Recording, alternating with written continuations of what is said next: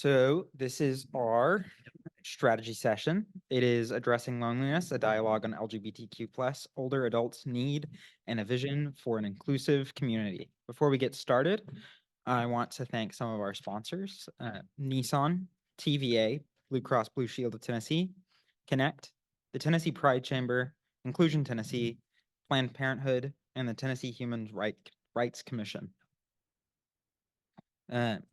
This panel is behind me, and I will let them introduce themselves and get started.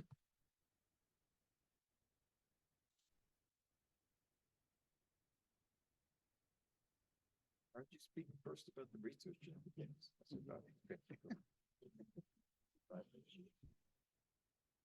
Good afternoon. My name is Phil Cobucci. I am the Executive Director of Inclusion Tennessee. I am thrilled to be here today. Behind me, our panelists will introduce themselves in just a moment. And we'll talk a little bit about the idea around loneliness and how it impacts the LGBTQ older adult experience, and how that impacts the lived experience of our LGBTQI plus community. We will start our first 40 minutes of discussion today around the community visioning project that was the nexus and the foundation of the start of Inclusion Tennessee, combined with the Surgeon General's study around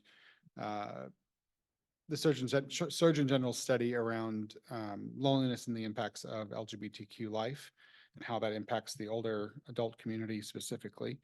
And my panelists, Joe and Gretchen, will talk about that. And then we'll move into a deeper conversation around how older adults in our community would like to see greater programming for more cohesive use of community resources to enhance their lived experiences throughout Middle Tennessee. So we will start by introducing our panelists. Hello, my name is Gretchen Funk, and I am the Chief Program Officer at 50 Forward. 50 Forward is a nonprofit serving Middle Tennessee older adults, people 50 and over, in a variety of ways. And part of our commitment is ensuring that we offer programs and services that are relevant to all older adults, including LGBTQ plus individuals. I was fortunate to be with Joe Interante, who will introduce himself, co-lead of the Older Adult Visioning Task Force out of Nashville Pride, which operated in 2019 and 2020. So good to be here. Can you all hear me? Good, excellent, thank you. I won't use the microphone. That's my dentures file. So I'm Joe Interante.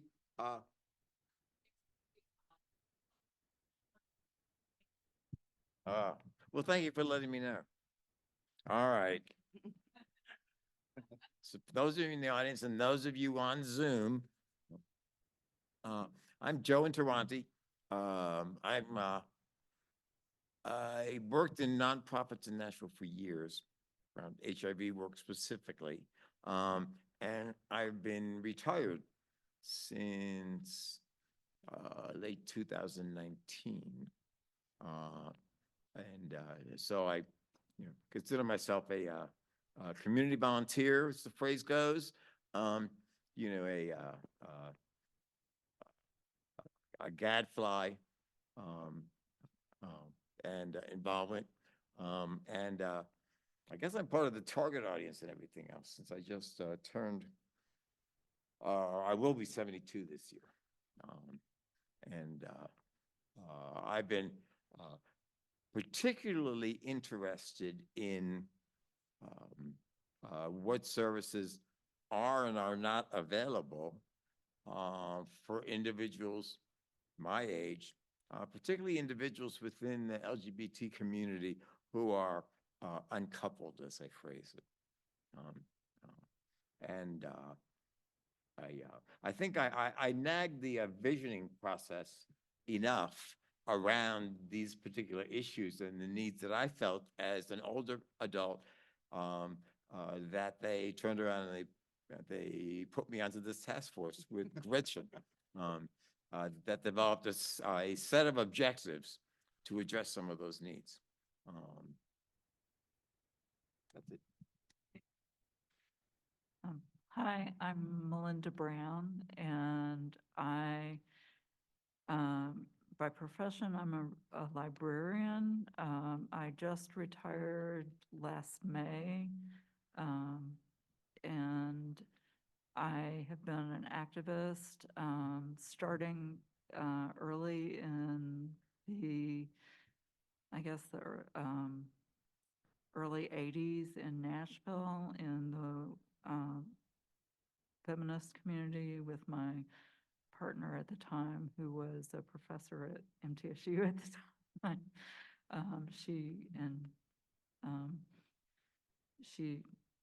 At any rate, I've also done a lot of activism in the bisexual plus community.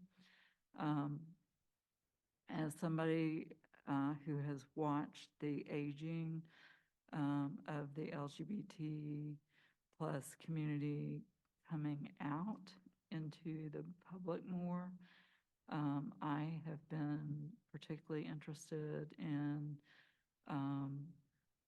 seeing where people have an opportunity to meet others and in terms of social activities, activism, whatever they might find helpful to them. And part of this has been met by recently discovering the LGBT peer support group at 50 Forward, which I joined. It has also been driven in conversations about that group with people in my life, like my hairstylist, who said that she had two people asking about what do they do now that they're retired, a same-sex couple who were concerned about not having a social network now that they're getting ready to retire. When I did an oral history with Sarah Calise, who is doing the Nashville Queer History Project, she said she'd had a number of people who were in the demographic of 50 Forward ask about places to go, say that they were interested in resources like 50 Forward. So I know that there's an interest out there, and that we just need to do more to try to provide opportunities. Hey, my name is Jules Duffy. I am the co-facilitator for the LGBTQ Peer 50 Forward group. So what got me involved was I came out as a trans man 4 years ago. And when I had came out, I was 30 years old. My mother tried to find support in the community, and all she were finding were other parents who were parents of teenagers. There wasn't a lot out there for anybody my age and older coming out. So when I moved to Nashville, I decided to volunteer 50 Forward, and that's when I found a flyer for the group. That's how I got involved. And my goal is to create these resources and help come up with things that the older community can do. I also like to challenge them. So I try to get them to do things outside of the realm of norm. And that could be anything from hiking to kayaking we're gonna do, trivia one day. Game nights, maybe going to the movies. So I want to create more of a community where the folks that are 50 and older don't have a place to go. And I'm a very outgoing person. I can get anybody to talk. Thank you all. Joe and Gretchen talked a little bit about the Community Visioning Project. And the Community Visioning Project was really based on this idea that we wanted to get a deeper understanding of what the whole community, the whole LGBT community in Middle Tennessee needed in order to thrive, in order to flourish. And that work really was not focused on one particular set population, but a population of all people that identified somewhere on the rainbow spectrum, right? And what we were, the foundation of that, thank you, Joe. The foundation of that was really to get the understanding that, we have pride celebrations, we have bars and nightlife, we have some events in our community, and we have organizations that do incredible work in our community, but there needs to be more. There needs to be something that is 365 days a year that is fully supporting the lived experiences of our LGBTQ people. And so that's really where this came into play. And so for those who aren't familiar with the Visioning Project, it is available on the Inclusion Tennessee website. You can read the full report. And there's been additional research that's been since done about sort of the next steps that can be taken in order to fully realize the recommendations that came out of that. So the second recommendation, I believe it was the second or the third recommendation that came out of the Visioning Project, was that there needed to be greater programming developed specifically for LGBTQ older adults. And in that recommendation, it was specific that it specifically said that the community wanted, sorry, I'm going to read it exactly here. The creation of programming that was specifically targeting LGBTQIA plus older adults. And that those could include affirming retirement homes and nursing facilities, housing access, year-round homelessness services, or for the underhoused community, end-of-life planning, and advocates, intergenerational connection, and social initiatives as well. And this was a majority of the respondents of that survey. And so now that we move into the conversation a little bit more, Joe, Gretchen, could you elaborate about some of the specific challenges faced by LGBTQ older adults that you've seen, specifically based on this research and then based on the work that you're actually doing on the ground? Because Sure. Thanks, Phil. So I think something to think about is, if we look at this lens of loneliness and isolation, and you mentioned the Surgeon General's report. So one thing that I think about as a social worker is what is happening community-wide. And we know that isolation, loneliness is something that affects older adults in the LGBT community, younger adults. So in 2019, when the Surgeon General was beginning some of this work, there was folks reported in one survey, 1 of 2 individuals were experiencing loneliness or isolation. That's the entire population. So when you think about older adults in the LGBTQ community, you think about the factors that exacerbate those problems. So the fact that family supports, which many people might have, are different in the LGBTQ community, sometimes especially in the older adult community. So there's the chosen family that you have. But as we age, lots of our connections change because there's loss that is happening at those ages. We also think about the fact that, Joe will speak to this more than me, but the history of stigma, the history of lack of appropriate, culturally sensitive care, which then has health effects for older adults as they are aging. So those are things that, if you think about 1 in 2 people in general reported loneliness, and you think about a specific population that is more impacted by isolation, lack of supports, economics, that is another area where LGBTQ older adults have a higher incidence of lower incomes. And that absolutely is going to affect what your options will be as you're aging.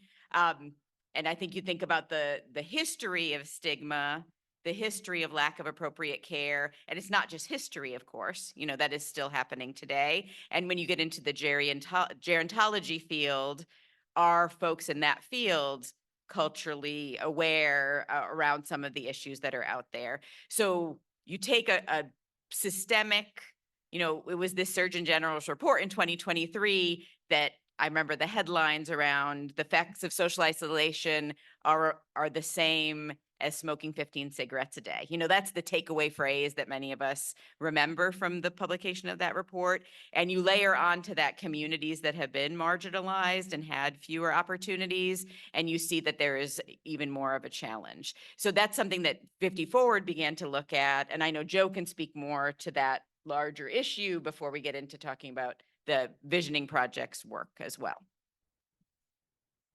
Yeah. And I mean, I think there's a spectrum of that stuff. I mean, I tend to think that I'm on one end where I'm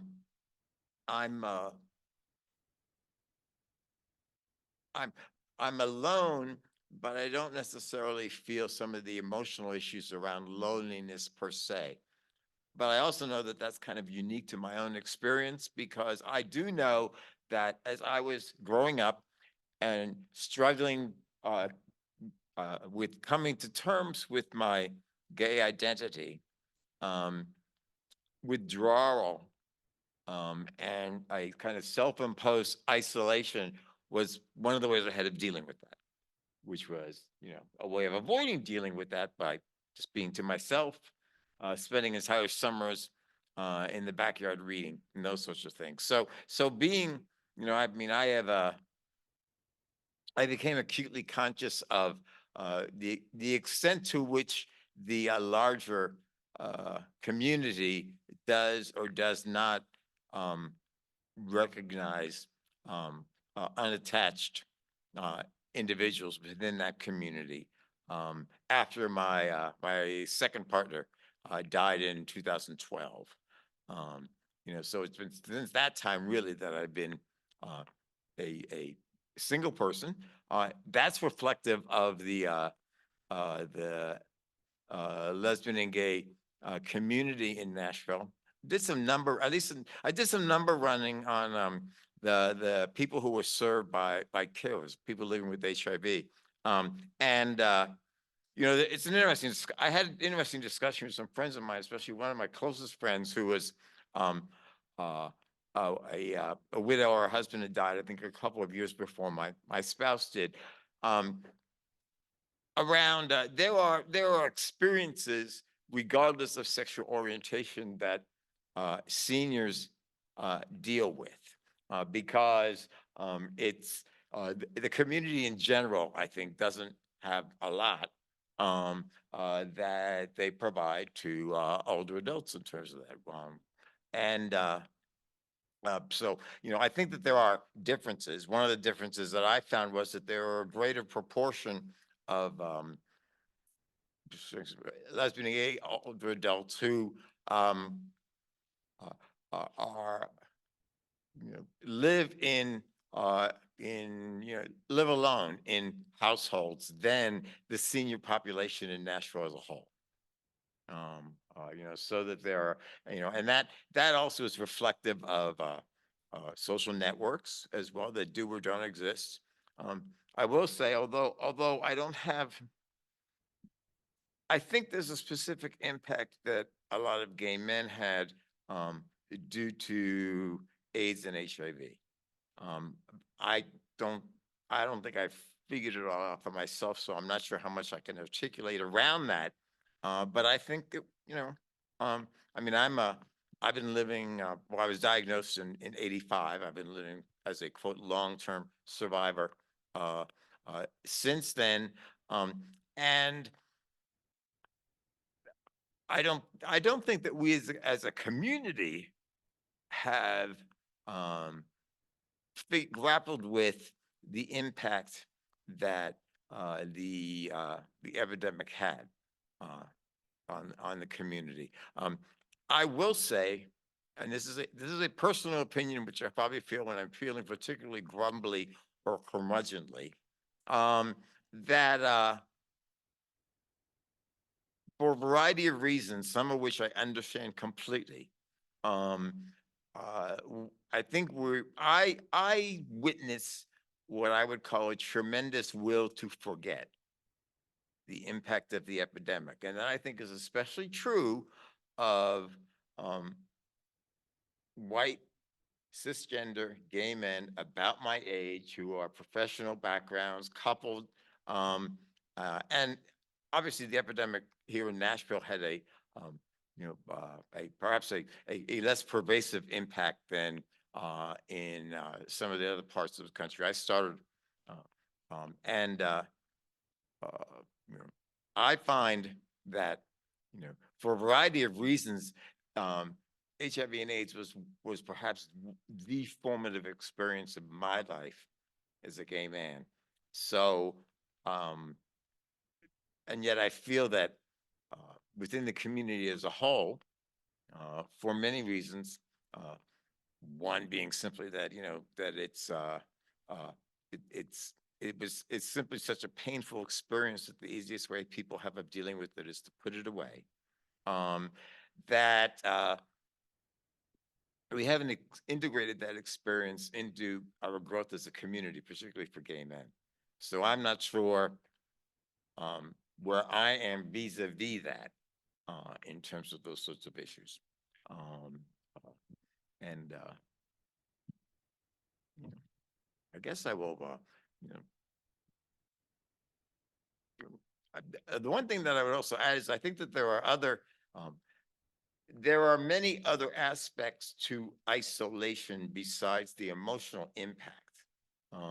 One of the things that I'm come to be personally very concerned about is the fact that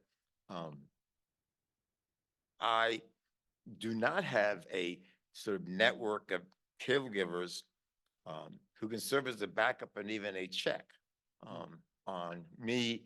And hypothetically, I live with the possibility of, sometimes I thought, so what happens if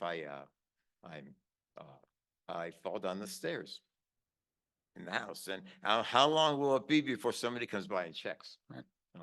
Those around those sorts of things, and that has led to my pushing some of the service organizations to think actively about developing networks that may to some degree be peer involved, but also others that can provide that kind of ongoing contact, which is almost simply a security type of thing.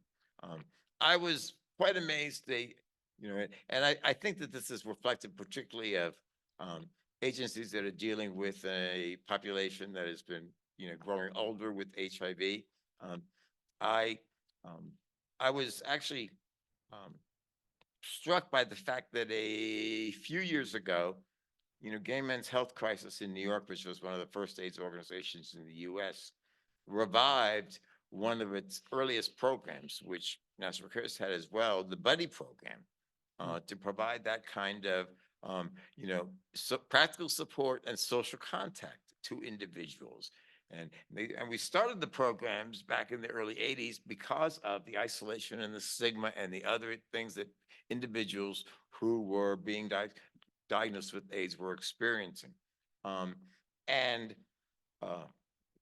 What we realized is that with an aging population, there were many of these other aspects. The fact that our social networks are smaller because historically there were often networks of other people living with HIV, many of whom have died, so that the networks are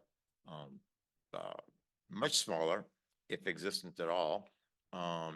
That although this is changing, there are a lot of us who, we don't, to a greater degree, we do not have the family networks that provide support and upon which I think the structure of elder services is sort of like is built.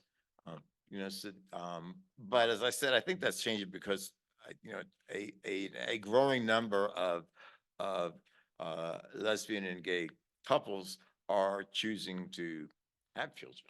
I mean, Joe, you're hitting on, you're hitting on so many different topics Yeah, that, sorry. no, Sorry. it's great. I Yeah. mean, this is great. This is all vital part of the conversation, right? Yeah. Because what you're saying are things that I think in 2019 we identified, Yeah. our community was identifying, but there really wasn't a sort of a action that was then like, say, we need to put these things into place. We need to put these things into play. And, we have peer support groups. That's great. But there's also the need for buddy programs, like you're saying. I mean, Yeah. the fact that the Gay Men's Health Crisis in New York is bringing back a program that they had in the 80s Right. is sign that something needs to be done. As I was researching for this panel, there was a really fantastic article in something called in a website called The Body.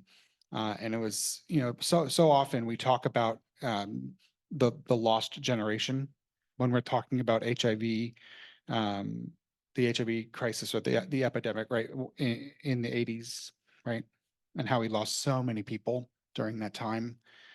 But the reality is that it really wasn't a lost generation because we're kind of erasing the LGBT elders that live today, right? And we have to remember that.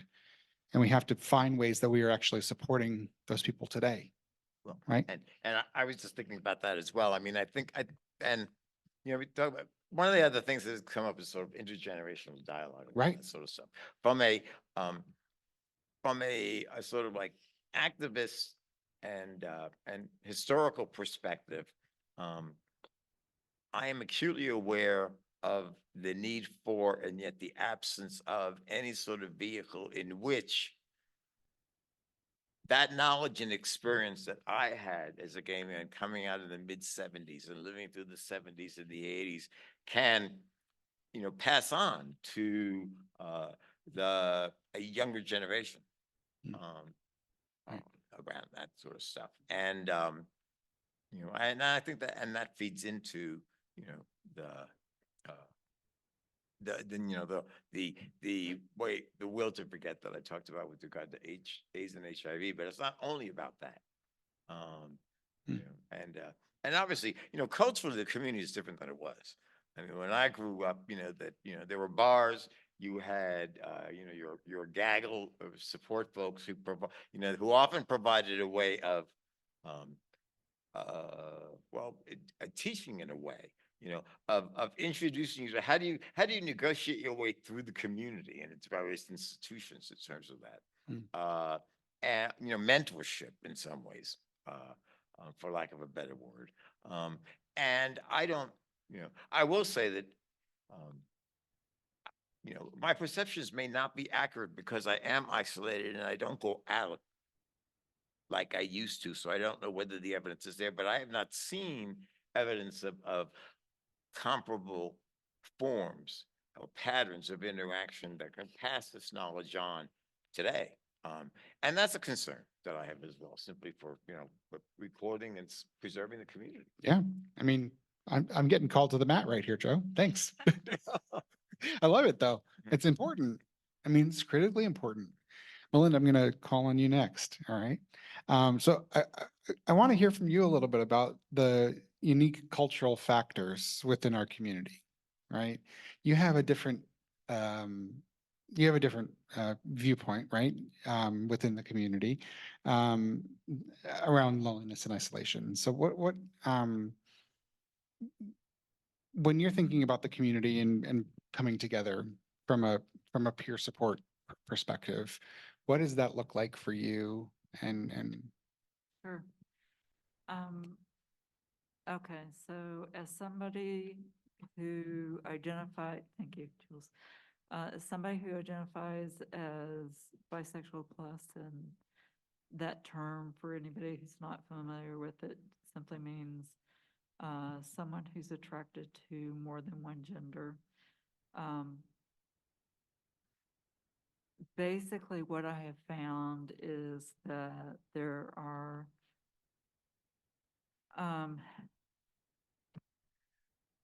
areas in our aging culture in Nashville, well, first off, I should say, I haven't found a lot of spaces for people who are bisexual plus,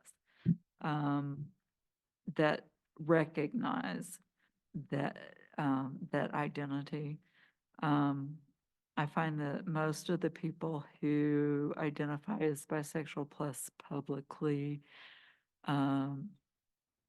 most of them are younger. This actually fits with the data that has been published recently. I think it's either Gallup or I'm not sure exactly which publication it was, but there has been a steady increase in the number of people who no longer identify as lesbian or gay, but who identify as being attracted to more than one gender. However, at the upper ages, it's still, it's like a funnel. So at the upper ages, that's smaller. Now, I will say that as someone who's been active out as a bisexual activist for years and years, I have met a number of primarily women who have done things like created lesbian space, like lesbian places where people had dances or things like that, and who will tell you privately that they actually identify as bisexual, that they don't feel safe coming out. I don't know how much that has changed, if it has changed, for older people specifically. I know that I was a member of there was a health survey done here in Nashville. I think Vanderbilt did it, of LGBT people, and they invited older people to it. And there was a very clear divide between men who socialized over here and women who socialized over there. And while I recognize that from my activism, that there were definitely, you will find bi plus women and non-binary individuals who feel comfortable in that space, groups, and men and men and masculine of center identified people groups and mixed groups. You don't find that as much in the older lesbian and gay group. And the only reason I bring that up is because there was a man at that panel of people, or at that survey group, who said, when I was living in whatever city he lived in before, I used to go to the bisexual group because it was a mixed group, and I have really enjoyed having more people at this group. And here I'm only hanging out. I mean, my social group is all men. So it was very interesting. He was like, anyway, so, okay, let me pull my thoughts back together here. So I think that basically that's another indication of a type of isolation. If you can't see yourself, if you don't feel comfortable being yourself, that's one of the things that they say, that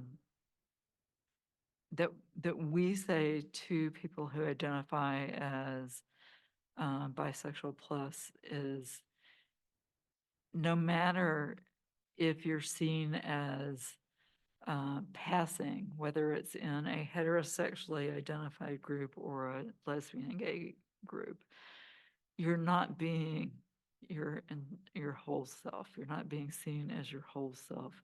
And there's a toll to that. You are isolated because you're not being seen as who you are.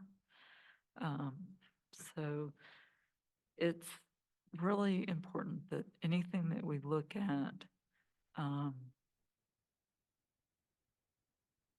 that we look for that. No, you're right. You're right. Thank you for that. Let's shift a little bit over to advocacy, right? It's a fun topic these days. Especially in especially in Tennessee. Joe and Melinda, both of you have been activists and for many years here in Tennessee. And I think that there's a lot to be learned from your experiences walking in the halls of power, right? But there's also probably a lot of trauma that comes from those quote unquote historical experiences, I would say, right? And there's probably discrimination that comes from that too, that plays into the feelings and lived experiences that you have. What can community organizations be doing today, and advocacy groups be doing today, to play into roles to combat loneliness for older adults, promote social connection, but then also advocate for LGBTQ older adults? That's a very loaded question. I understand that. And Jules and Gretchen, you can also chime in on this, but I would really love to hear from Joe and Melinda as well. And I understand it's a loaded question because it can go in 13 different ways. Well, I think there are two different areas I think that you're talking about. One is, so how do we develop ways to address the isolation or loneliness?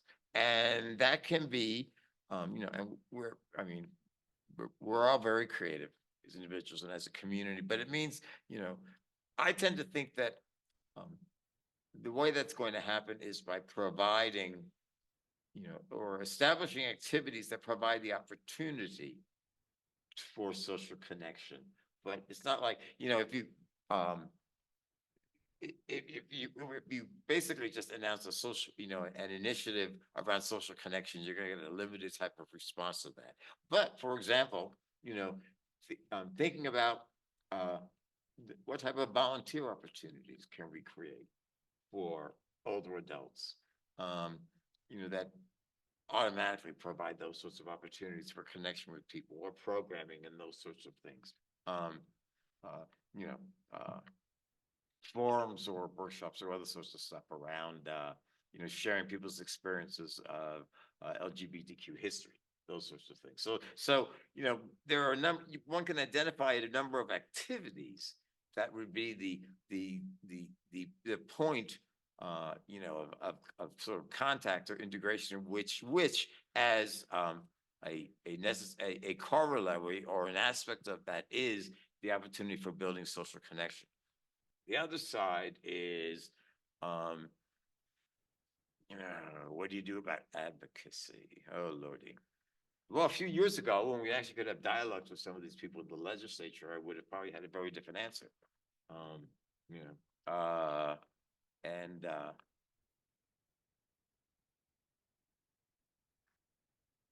I think it's an interesting question. The last couple of years have just become fundamentally different from my observation. And it wasn't automatically the result of Republicans establishing a supermajority, because they had one for a while. But it didn't provide the basis for what I see as some really just nasty behavior in the last couple of years. I say that I had a dialogue with one of my colleagues working in nonprofits around this sort of stuff, and we were talking about the latest slate of hate, as we call it, in the legislature. And I was saying, well, my impression is that, quite honestly, a lot of the bills that they're establishing right now, I mean, there are some that clearly are, intentionally pernicious. The prohibition of gender affirming care. Those sorts of things. But the majority of the bills that they passed this year are, I look at them, I say, are pretty sort of superficial or, silly in what they're focusing on in some ways. And my interpretation of that is that that's because what they're really about is, the cumulative effect is to attempt to uh, inculcate shame and isolation. And this is the response to it's of a piece with their responses to marriage equality and those sorts of legal or institutional changes.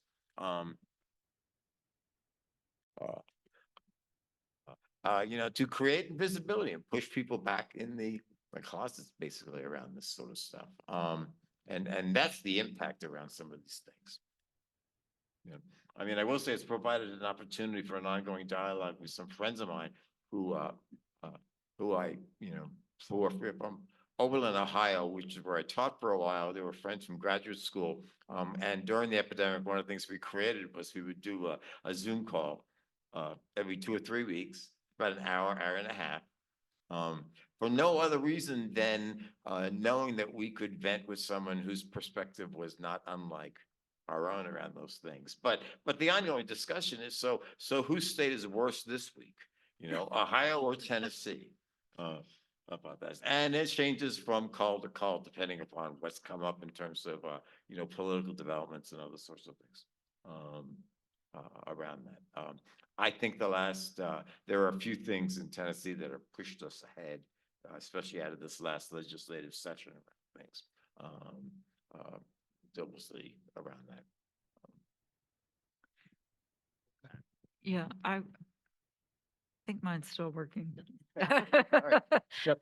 I- One of the things I've been thinking about recently, my political activism is probably, I'm more of a on the ground grassroots kind of person, so it's not in the halls of justice or anything, but one of the things I've really been paying attention to is the book bans that are going on, primarily because they focus on LGBT issues as well as issues of sexuality and race. And so I think it's really important to pay attention to that. And so far, while Tennessee has had some things, it hasn't been quite as bad as, like, say, Alabama has gotten extremely bad in the past 6 months. However, that has started to change. And I just saw an Instagram post from a woman who went to a meeting in Knox County where they're talking about banning books. And what that has made me start thinking is, how do we reach out to and or create in a conservative state, the allies that we need, and doing something like finding people, maybe doing a banned book reading group across the state, so that we can find people that are adjacent to the LGBT community, whose votes might matter when it comes time for important things, or who might send in an email using the Tennessee Equality Project forms, or who might speak up for us. And so that's one way that I've thought about it. In terms of ways that our organizations can reach out to aging community, one thing that I would suggest is that there have been some really great projects recently. There's been one, I don't know how many people are familiar with the photographer Emily April Allen, who is an absolutely amazing photographer. And she's been doing incredible work in the LGBT community. And she's worked with some organizations to do things like create opportunities for people to come forward and get sessions, mini sessions with her for free. As far as I'm aware, these sessions get announced on Instagram and they're almost immediately snapped up. And if you look at the pictures, they're almost all people that are under a certain age. And I would say that primarily that's because people that are 50 plus are not on Instagram, or at least not many of us. Some of us are. um, and so I would suggest that if an organization has any kind of information that they want to push out, that Instagram is not the only place that you want to push it out. That if you have something that is time limited, like be the first one to contact us and get in. You don't want to do that on Instagram. You want to say you have until such a month, maybe like a month's lead time, and you put it on email, Facebook, flyers. I don't know. You put it out in the Inclusion Tennessee emails. You put it out in multiple ways, but don't rely on Instagram as the only way to get your word out to people, or TikTok, or any of the fast ways. They're great.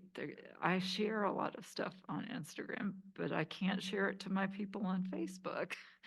At least not that I'm aware of. You speak a really good point though, Melinda, about how we build community, right? I mean, I've said this many times, is that, community can't live in a cell phone. No. Community can't live in an Instagram channel or through some kind of a social network. It's great that you have this many followers or that you have this many people subscribed to your email list. But the reality is community is built in rooms like this. Community is built when people come together, right? And the more that we can do to build community where people are celebrated and we can actually have safe human touch, right? The better we're going to be. So I want to pivot a little bit and bring Jules into the conversation here and talk a little bit about like how do we create community that, similar to how Melinda's talking here, in terms of community events and bringing people together in this intergenerational way, right? How do we create opportunities for people to be celebrated? And then I'm going to toss it back over to Gretchen and we'll talk about how this all gets connected into building more community in a way that celebrates and uplifts our LGBTQ older adults, but in a manner that truly celebrates sort of that beautiful intergenerational connection. And then we'll talk a little bit more about some fun things we have coming up. Yeah, so that's a great question. So I actually found out about the LGBT peer group for 50 Forward when I was using a restroom and staring at a poster. And then I went back and I asked the people, hey, what is this? And they had no idea. And they were in that same building right around the corner. So I think one of the biggest problems that I ran into that I want to get addressed is the fact that even though we have this peer group and there might be all of these other resources out there, it doesn't exist on the internet. It doesn't exist for people to actually find out about. A lot of the ways that the elder community communicates is through word of mouth. They talk to each other. It's when you're hearing about something, you're going to tell your friend about it. But the problem is, if you don't have information to give your friend, well, how are they going to know what's involved? So when it comes to the communities and advocacy of like, what could we do now as any organization, is a lot of things need to be public. It needs to be, as Melinda said, set in stone and given time. Because one of the issues that I've also found while working in this group is I don't have set days for when we do certain activities because some people aren't able to drive at night. Some people have day jobs still, even if they are over 50. Some people are only available on Sunday mornings. So when I first got involved with this group, they only had it every Thursday at the same time every month. Half the people couldn't go because they couldn't drive, or unfortunately, while we have daylight savings time, turns dark at 5 o'clock. I hate driving. And I know Melinda doesn't like driving either. So part of the problem too is to address the loneliness, we have to get these people out. They can't all drive. Public transportation in Nashville is horrible. Um, I'm not from Nashville.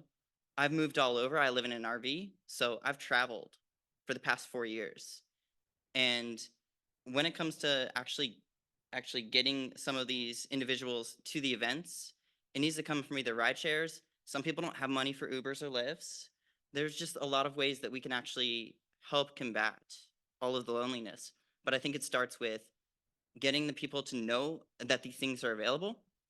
And then even if it's by word of mouth or by multiple social media platforms, because that's how I found 50 Forward was through Hands on Nashville. And then also helping these people get there. And I think for one of the things that you said earlier about the buddy system, I think the buddy system would work if we can get these people to these groups because they form friendships. I've formed a friendship with Melinda. Her and I talk and we wave at pictures all the time. um, and like that might be another way to also address that issue too. Is it's not just the elderly community checking on the other elderly community. It could be people like me. My partner comes to all the events with me because they love going to it. They're pansexual as well. Um, but yeah, I think that there's a lot that we could do as a younger generation to help get these people out there. Um, because one other thing I want to address is, as I said earlier, I like to do everything. It could be one of the things that I might be doing is starting a reading club for the group based on certain books of the LGBT history. But I think having all of those variety of activities, because I've actually been told, "Hey, I want to go kayaking," and I'm like, "You do?" Like I didn't think about it as a younger person. I'm like, "Oh, I didn't realize like you're capable of going down whitewater rafting up a river, you know." Um, but they are. But then we have some people who don't enjoy like trivia. I'm gonna keep coming back to that. Um, that's okay. Um, so like the other thing is getting all of those different types of activities available for these people, or teaming up. Like I'm about to try to team up with Turnip Green to get a workshop put together, or I'm gonna be teaming up with Tennessee Inclusion to hopefully get a calendar posted. So it's also getting from organization to organization to help team up to make these things happen, because it's not currently very accessible unless you know people. Thank you, Phil. Be the first to also admit because like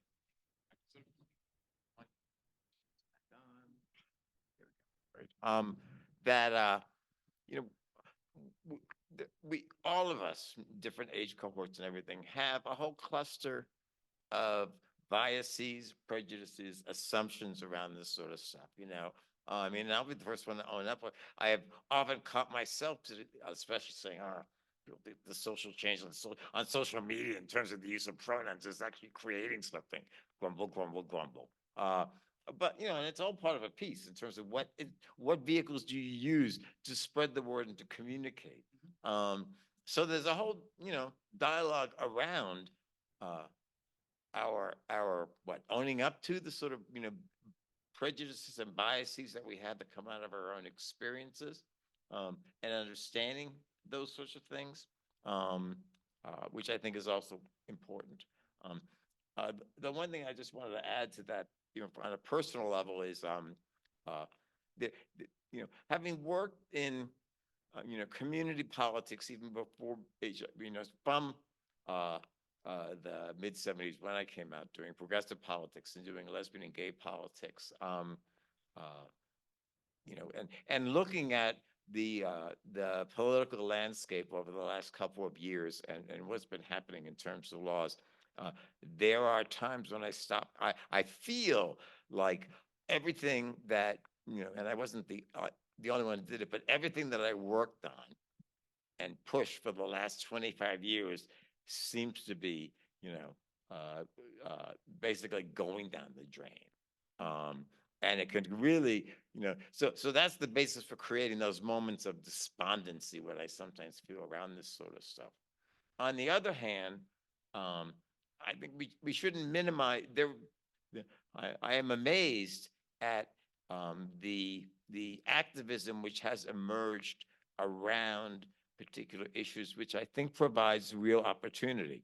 I will say, I don't think we're going to get these people, these doofuses in the legislature to change the type of policies they're interested in. What we're going to need to do is get rid of them, frankly. And although on the other hand, I mean, countering the feelings of everything just being whittled away. One of the things that I was really struck by, this past year was the work of the Covenant Moms.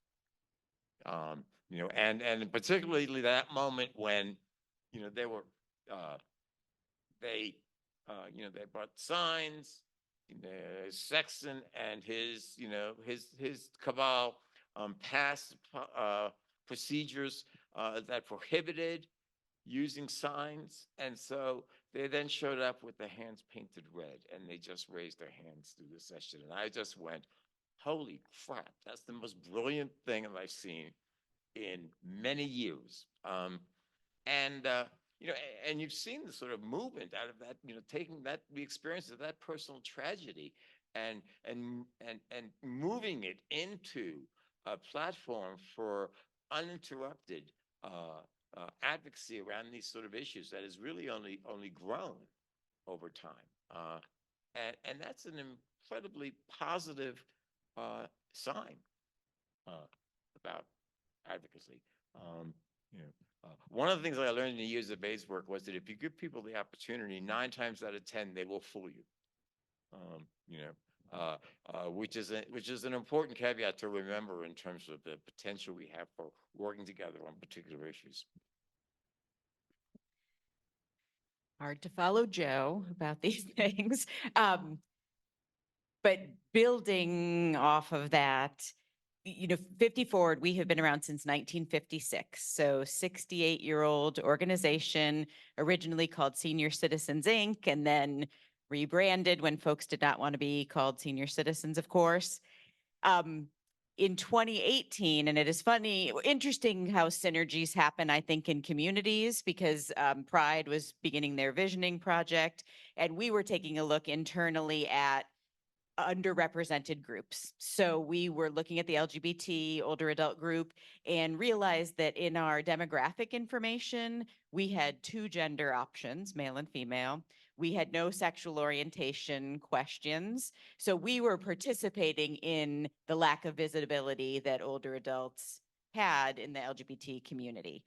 So it was very interesting when we began to then include, so we have Stanford University is a partner of ours. So we worked with them around what terms should we include, what, makes the most sense.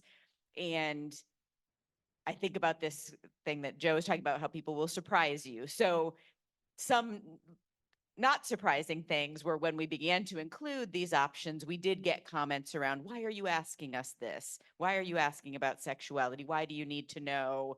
Some sort of funny comments. You have to sort of laugh at some of the things that people will write. Some phone calls from folks saying that is offensive. Why are you? Everything is optional. No one needed to answer these questions. But until we ask, we don't know who we're serving. And that is a sign, not asking is a sign in and of itself of lack of awareness. So in the surprising, I think, realm, though, we also recognize at 50 Forward that it's one thing to say we are welcoming, and it's another to make that welcome explicit, to be sure that our staff are culturally competent, to really help the thousands of members that attend our centers to recognize that these centers are open to anyone over the age of 50. So we did a series with PFLAG in 2021 where across all of our centers, we streamed a training, cultural humility training around LGBT issues. So very, very basic information, because really lots of folks are stopped at just the terminology, would rather not even greet someone if they're not sure how to greet them. And I was at one of our centers. We had about 20 people in person there where we were streaming the session. The facilitators took questions, and such terrific questions from the people there and who were all older adults themselves and some of our staff. And what those questions from those audiences really showed me is something that is true now is that people know they have a grandchild that's gay, they have a neighbor that's gay. There is a desire to learn, and really we weren't even aware of that until we offered this opportunity for people to learn. So I think, as a 68-year-old agency, we have a long way to go. And our peer group, with really the help of people like Jules and all of the folks in the group, because part of my stance as a social worker is I don't want to impose what I think would be best. Just like Jules saying, I never thought kayaking would be something people are interested in. We need to ask people what they're interested in, and then hopefully raise that awareness through partnering with folks like Inclusion, who will do better than we could do around platforms to engage people, and then really continue to build upon this awareness advocacy. And, I did have conversations with people who were members, longtime members of our agency, who were so upset about us asking these questions that they said they would not come to our centers anymore.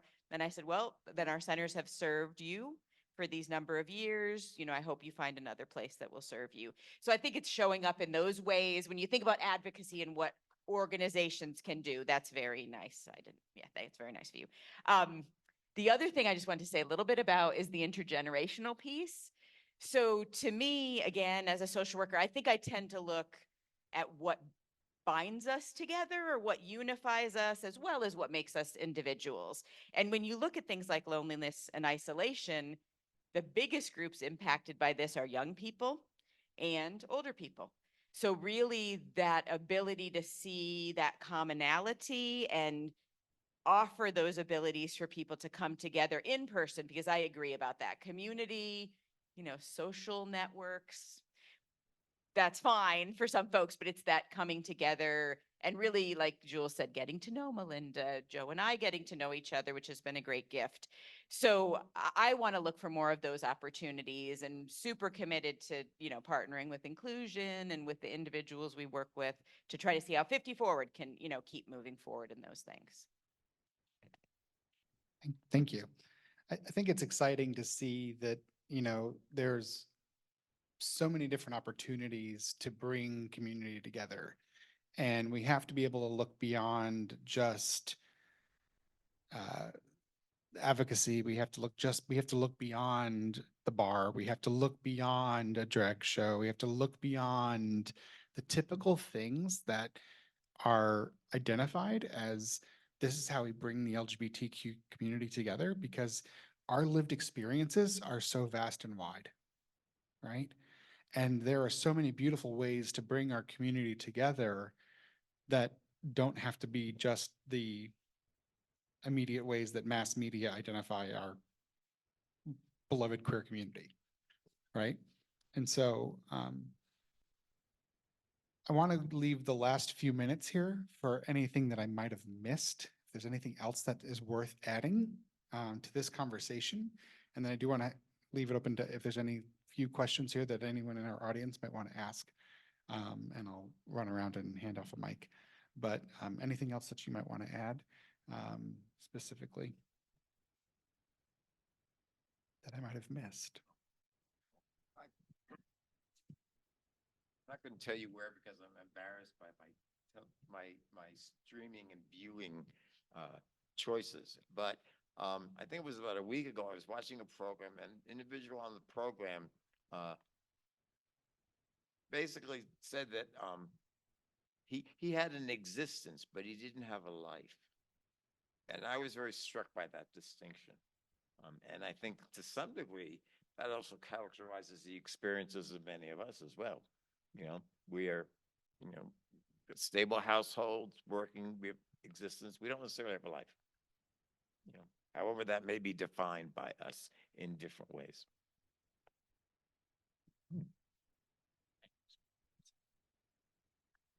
The last thing, I'm sorry, that was loud.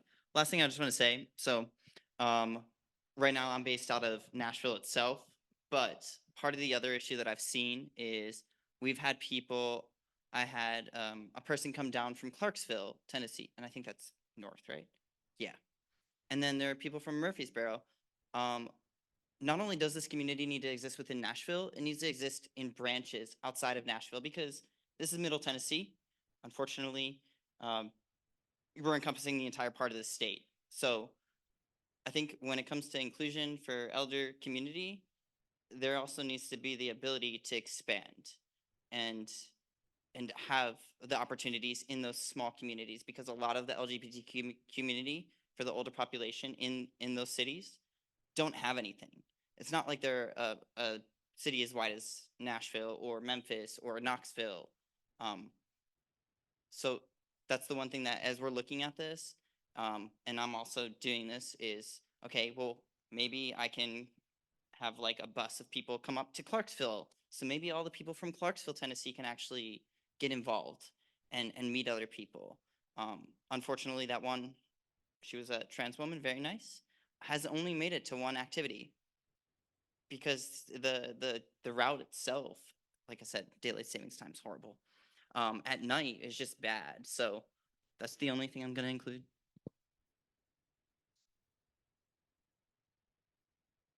You have any questions?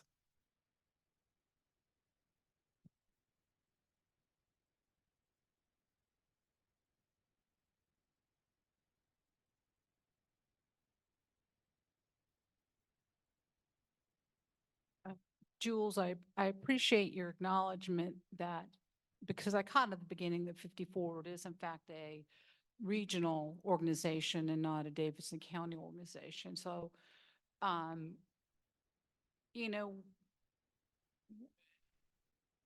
we recently moved, well, a couple years ago, we moved to Murfreesboro from Nashville. And, w- what's what's interesting, that for me, that was, I also had retired professionally, yada, yada, yada. So all these things. So what I find is that when I'm looking for community where I feel safe, being in a rural area, being in Rutherford County is not, I don't think it'd be your first place to choose to retire, perhaps. But it's a wonderful place for a number of reasons to be here. So kind of looking at kind of some of the intergenerational issues and the things I think about, I have been, so first of all, there's a senior center, and I don't know if it's related. I don't know if St. Clair's is associated with 50 Forward. I see Gretchen shaking her head. Well, doggone, I was counting on you being my savior. I can't tell you the fear I have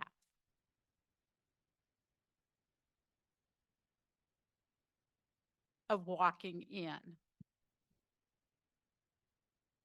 because I refused to walk into the closet again.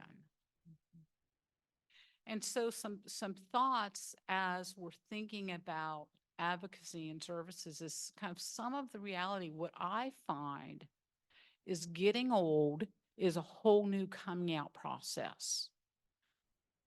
Joe, you retired, what, 2019? Retirement is coming. You're coming out. I don't have a job anymore. I'm coming out as retired. What does that mean? We're coming out as old.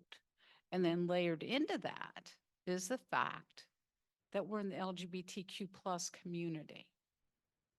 So just kind of thinking about some of those things that I wonder if there's kind of a more holistic look. I'm an old-fashioned lesbian. That's how I identify. I'm a cis woman attracted to women and married to a pretty incredible woman who I just embarrassed. But and being that, I feel a little intimidated coming to a space like this conference where there is such a broader and more wide opportunity to figure out who we are. But I'm rambling here. So the point I'm trying to make is rather than just being laser focused on being LGBTQ plus, looking at the whole person, looking at retirement, looking at programs and building that in somehow. And one of the things we heard about yesterday in the session was when the University of Houston had to close its DEI office on campus because of Texas legislators said universities can't have DEI offices. Where did they go? You know where they went in Houston? To the senior centers. They went to the senior centers and said, hey, we have to find some new places and location. So what if we come to MTSU, which to me seems to be the most welcoming environment in this place, and say, hey, we want to partner because we think that if we can get some older, some of our older Rutherford County folks to come here, they've got a lot to offer. I audit classes and I told my classmates, I have made myself the honorary grandmother of you all. So I'm announcing the tornado watch and told them, screw class. And if the downpour starts, just go to a building. But my point is, there's opportunities here. And I love that Jules is involved because you know what? My wife and I'll come kayaking. Okay. Just saying. Yes. All right. And we'll bring the motor home with the bathroom. So you are all set for your kayak trip. But y'all get Thank you for that. I just want to say, so part of the issue that I run into is, so like I would love to work with MTSU or even like Vanderbilt, kind of. Well, I'm not going to speak my opinions about them, but I don't always your have audience. contacts. Know your audience. Know your Yes. audience. Yes. I don't always have the contact information for these organizations. So like, I just happened to get lucky to work with 50 Forward and Gretchen and Ashley, who got me in contact with Phil. Or I happen to know somebody from Turnip Green. But I just moved here last March, and I could say there's only been 1 month that I've actually been in the state for the entire time. So I think it's not only like us as the organizations getting out and partnering with these people, but it's also part of our like community. Like Melinda is going to get in contact with Sarah to come out and talk to us. So I think it's also for the community to make those contacts. We have that problem because I could send millions of emails, I can make millions of calls. People don't answer. It's just how it goes. Just a thought. I have a request for Joseph. Do you mind standing up? I know this seems very mysterious. We strive to be 5-star all the time at the conference, but I didn't look at the camera until just now and realized that you are invisible behind that podium. So I want the audience that's watching this streaming on Zoom to realize that there is a person there when this voice is coming out of the fog. I'm so sorry that we hid you the entire time. I feel terrible for erasing you from the program, but thank you for showing your face to the crowd. I'm so sorry. Do you have any other questions? All right. So I think one of the biggest things that I want to